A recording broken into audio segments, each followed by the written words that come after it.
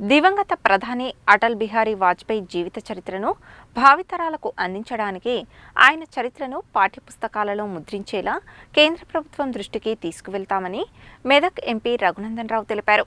దేశ చరిత్రకు సంబంధం లేని ఎంతో మంది జీవిత చరిత్రలు పాఠ్యాంశాలుగా ఉన్నాయని, వాటన్నింటినీ తొలగించేలా కేంద్ర ప్రభుత్వానికి విన్నవిస్తానని చెప్పారు. దివంగత మాజీ ప్రధాని అటల్ బిహారీ వాజ్పేయి శత జయంతి ఉత్సవాలలో భాగంగా ఆయనతో కలిసి పనిచేసిన బీజేపీ కార్యకర్తలు, సీనియర్ నాయకులను సన్మానించడానికి దేశవ్యాప్తంగా బీజేపీ చేపట్టిన విరాసత్ సమ్మేళన్ శనివారం బీజేపీ నల్గొండ జిల్లా కార్యాలయంలో జరిగింది. ఈ కార్యక్రమానికి మెదక్ ఎంపీ రఘునందన్ రావు ముఖ్య అతిథిగా హాజరై పలువురిని సన్మానించి జ్ఞాపికలు అందజేశారు. అనంతరం పహల్గాం ఉగ్రదాడిలో మృతి చెందిన వారికి సంతాపం తెలుపుతూ 2 నిమిషాలు మౌనం పాటించారు. ఈ సందర్భంగా ఆయన మాట్లాడుతూ nation first, party next, individuals last అనే నినాదాన్ని ఇచ్చిన వాజ్పేయి కాంస్య విగ్రహాన్ని హైదరాబాద్లో ప్రతిష్ఠిస్తే బాగుంటుందన్న సూచనలను పార్టీ పెద్దల దృష్టికి తీసుకువెళ్తానని హామీ ఇచ్చారు. వామపక్ష తీవ్రవాదానికి బలైన నల్గొండ జిల్లాకు చెందిన బీజేపీ నేత గుండగోని మైసయ్య గౌడ్ను స్మరించుకున్నారు. నల్గొండ జిల్లాలో 2000 మంది స్వయం సేవకులు ఉన్నప్పటికీ ఎన్నికల రాజకీయాలలో బీజేపీ వెనుకబడడం దురదృష్టకరమని అన్నారు. ఉత్తర తెలంగాణలో ఎమ్మెల్యే, ఎంపీ స్థానాలను గెలిచినట్లుగా అందరూ సంఘటితంగా ఉండి కలిసికట్టుగా పనిచేస్తే ఉమ్మడి నల్గొండ జిల్లాలోని 2 ఎంపీ స్థానాలలోనూ బీజేపీ తప్పక విజయం సాధిస్తుందని అన్నారు. గత పార్లమెంట్ ఎన్నికల్లో ఉమ్మడి నల్గొండ జిల్లాలోని భువనగిరి పార్లమెంట్ స్థానంలోనూ బీజేపీ గెలుస్తుందని అంచనా వేశామని, కానీ అక్కడ బీజేపీ ఓడిపోవడం బాధాకరమని అన్నారు. ఓటమిని అంగీకరించకుండా గెలుపు కోసం కృషి చేయాలని అటల్ బిహారీ వాజ్పేయి చెప్పిన మాటను తాను పాటిస్తూ విజయం సాధించానని, ఎన్నికల్లో ఓడిపోయినప్పటికీ తాను బాధపడలేదని అన్నారు. నల్గొండ జిల్లాకు చెందిన నాయకులు, కార్యకర్తలతో తనకు ప్రత్యక్ష సంబంధం లేకపోయినప్పటికీ దుబ్బాక ఉప ఎన్నిక కోసం ఎంతో మంది నల్గొండ జిల్లా నుంచి వచ్చి తన విజయం కోసం పనిచేశారని, అందుకే అక్కడ అద్భుతమైన ఫలితాన్ని సాధించామని అన్నారు. నల్గొండ జిల్లాలోని అన్ని స్థానాలలో బీజేపీ గెలిచేలా అందరూ కష్టపడి పనిచేయాలని అన్నారు. కార్యకర్తల బలం ఉన్న పార్టీ బీజేపీ అని, అదే కార్యకర్తల బలంతో ఎన్నికల్లో గెలవడానికి కృషి చేయాలని పిలుపునిచ్చారు. అంతకుముందు మరిగూడ బైపాస్లో రాజ్యాంగ నిర్మాత డాక్టర్ బిఆర్ అంబేద్కర్ విగ్రహానికి పుష్పాంజలి ఘటించి ఆయన చిత్రపటానికి పూలమాల వేసి ఘనంగా నివాళులు అర్పించారు. ఈ కార్యక్రమంలో బీజేపీ జిల్లా అధ్యక్షుడు డాక్టర్ నాగం వర్షితిరెడ్డి, నాయకులు చింత సాంబమూర్తి, దాసరి మల్లేశం, కోలి మధుసూదన్ రెడ్డి, వీరెల్లి చంద్రశేఖర్, పల్లెబోయిన శ్యాంసుందర్, పిల్లి రామరాజు యాదవ్, సాదినేది శ్రీనివాసరావు, బంటు సైదులు, వీరారెడ్డి, లింగస్వామి, మండల వెంకన్న, రాములు, నకరేకంటి మొగులయ్య, చింతముత్యాలరావు, సరిత తదితరులు ఉన్నారు.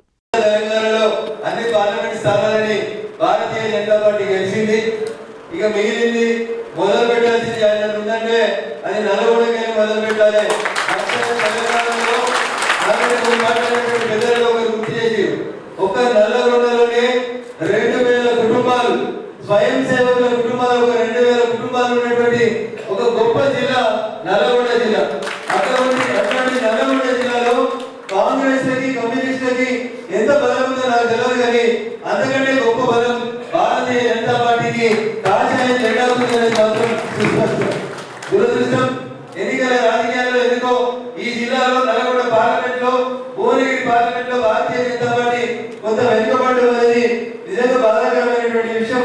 భవిష్యత్తులో ఉత్తర తెలంగాణలో ఏ రకంగానైతే ఎమ్మెల్యేలు, ఎంపీలను భారతీయ జనతా పార్టీ గెలుస్తూ వచ్చిందో, దక్షిణ తెలంగాణలో నల్గొండ జిల్లాలో ఉన్న 2 పార్లమెంటు స్థానాలు కూడా మనమందరం కష్టపడి సంఘటితమై ఒకటే అడుగు మీద నడిస్తే 100% భారతీయ జనతా పార్టీ నల్గొండ జిల్లాలో ఉన్నటువంటి 2 పార్లమెంటు, భువనగిరి మరియు నల్గొండ 2 కూడా గెలవడానికి అవకాశం ఉంటుంది.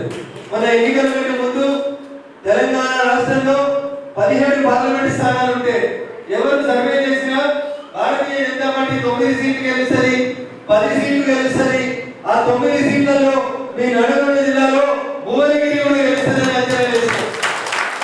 ఎక్కడో ఒక అడుగు దూరంలో ఆగిపోవాల్సి రావడం అనేది బాధాకరమైనటువంటి విషయం. కానీ ఈ సందర్భంగా అటల్జీ మాటల్ని ఆదర్శంగా తీసుకొని, అటల్జీ చెప్పినటువంటి మాటలతోటే రాజకీయ ప్రేరణ వ్యక్తి ముందుకు పోతున్నటువంటి వ్యక్తిగా ముఖ్యంగా ఓటమిని నేను అంగీకరించను, గెలిచేందుకు గెలిచేంతలాగా పోరాడతానని చెప్పి అటల్జీ చెప్పినటువంటి మాటని నేను భారతీయ జనతా పార్టీలో చేరిన మరుక్షణం నుంచి అట్లే ఆచరిస్తూ వస్తూ ఏ ఓటమి కూడా నేను భయపడలేదు.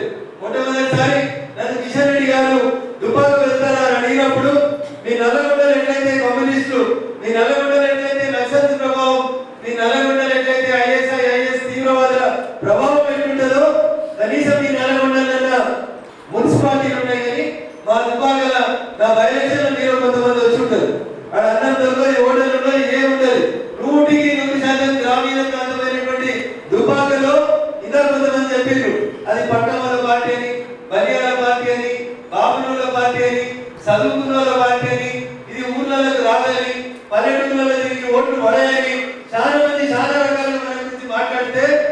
రాష్ట్రంలో జరిగినటువంటి దుబ్బాక ఉప ఎన్నిక భారతీయ జనతా పార్టీ పల్లెటూరులలో కూడా 100% విజయం సాధించినటువంటి ఉప ఎన్నిక ఫలితం మనం ఎక్కడ చూసుకుంటే దుబ్బాకలో చూస్తాం.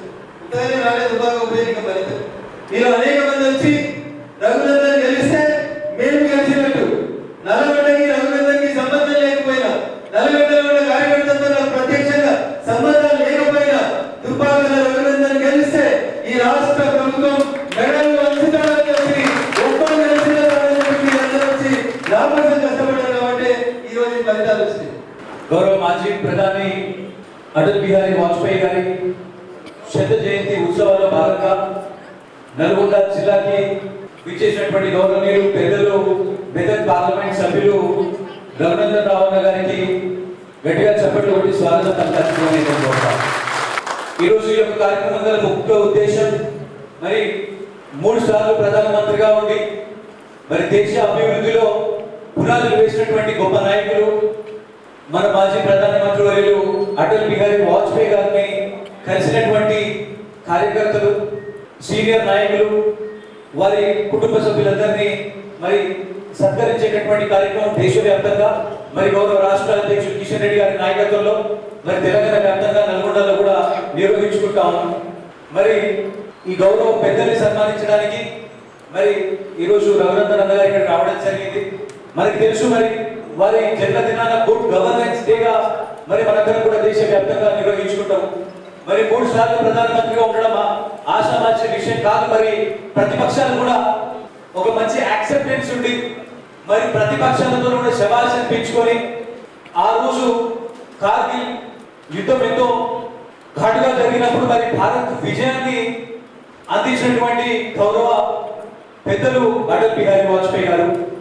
మరి ఈరోజు దీన్ దయాళ్ ఉపాధ్యాయ గారి ఆశయాల మేరకు, అంబేద్కర్ గారి ఆశయాల సాధన కోసం గౌరవ ప్రధానమంత్రి నరేంద్ర మోదీ గారు ఈరోజు ప్రపంచంలోనే భారతదేశాన్ని అగ్రస్థానంలో ఉంచిందంటే దానికి పునాది వేసినటువంటి వ్యక్తి అటల్ బిహారీ వాజ్పేయి గారిని మనందరం కూడా గుర్తు తెచ్చుకోవాలి.